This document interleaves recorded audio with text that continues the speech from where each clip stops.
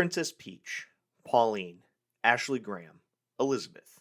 Classic female video game characters that all have one thing in common: the need to be saved.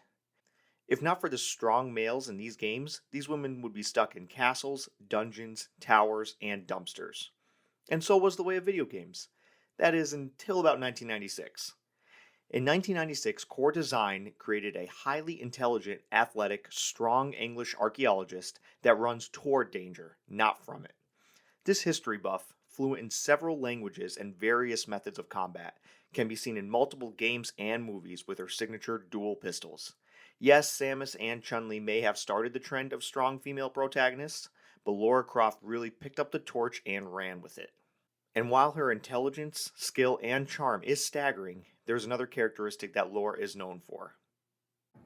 She's pretty fit. Running through ancient tombs, dodging mummies, curses, and the occasional T-Rex, you need to be in top physical condition.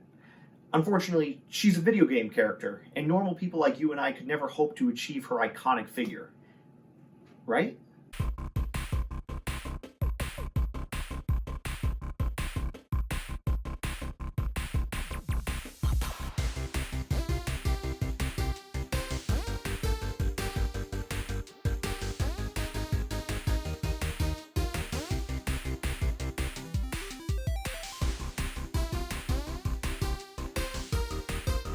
Welcome back, Internet. I'm Doctor of Physical Therapy Dane and today we're going to talk about what normal people like you and me, who have never set foot inside an ancient burial tomb, can do to get Laura's iconic hourglass figure, particularly the middle of the hourglass.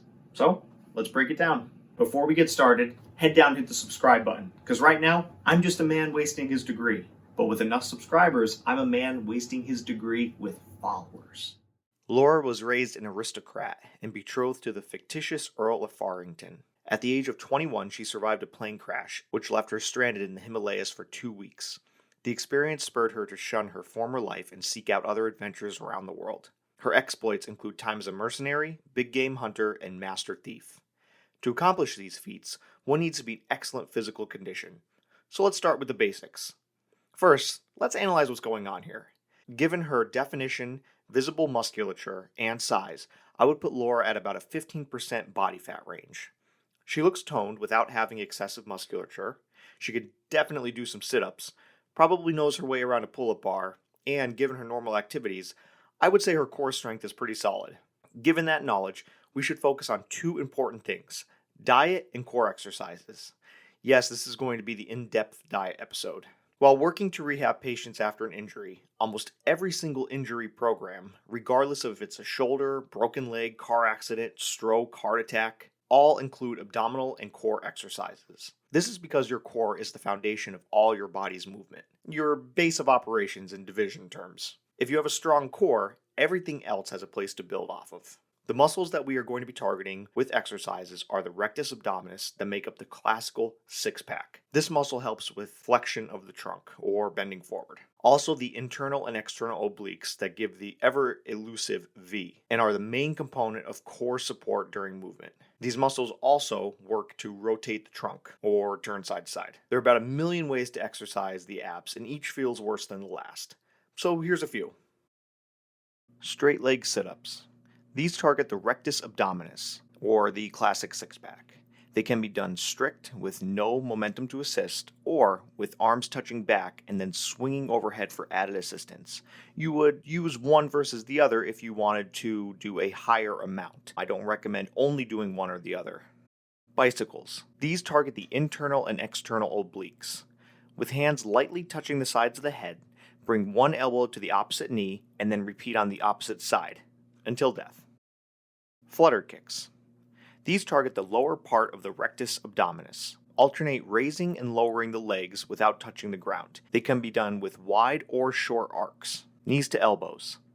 Hanging from a bar, bring knees to elbows at the same time. These target the full rectus abdominis and hip flexors.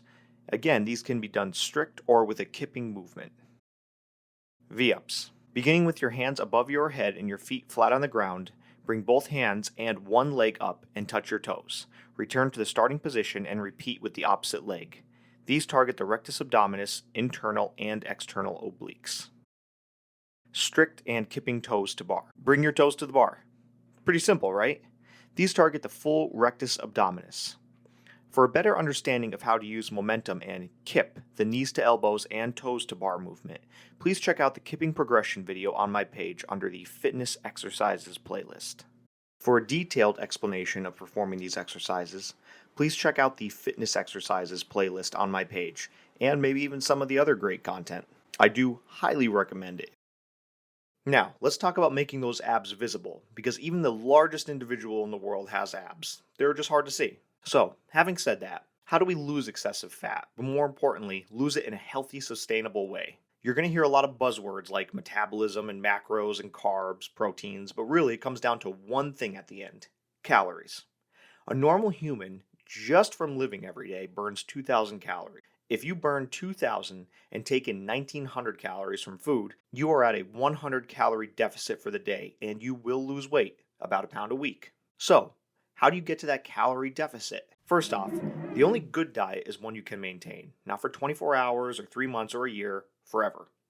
If a diet calls for cutting out carbs, no dairy, alcohol, sweets, or fun ever again, is that something you really want to do forever? Now, if you're someone who's going to go to the Olympics, then yes, your diet needs to be strict and controlled. For you and me that just want to look good, be healthy, and maybe awaken the occasional ancient curse, it's a lot simpler.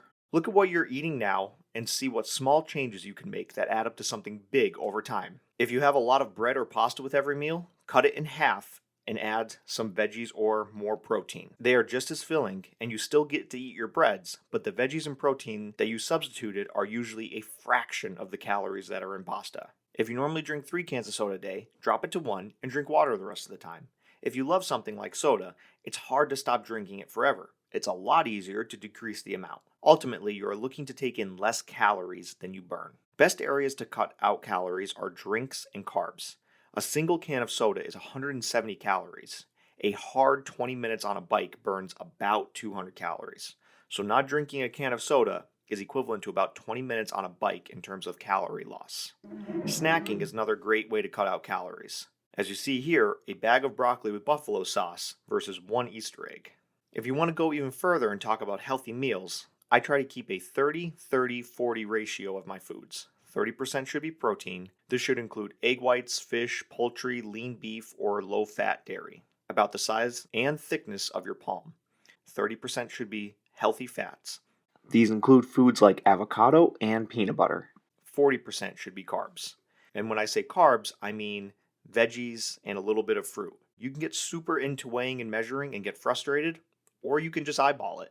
So what the 30-30-40 percentage really is calories coming from those groups. So what your plate will physically look like is this. 1/3 of the overall plate should be from protein. 2/3 should be from carbs. And there should be a small physical amount of fat on the plate because fats are so calorie dense. So what does that actually look like?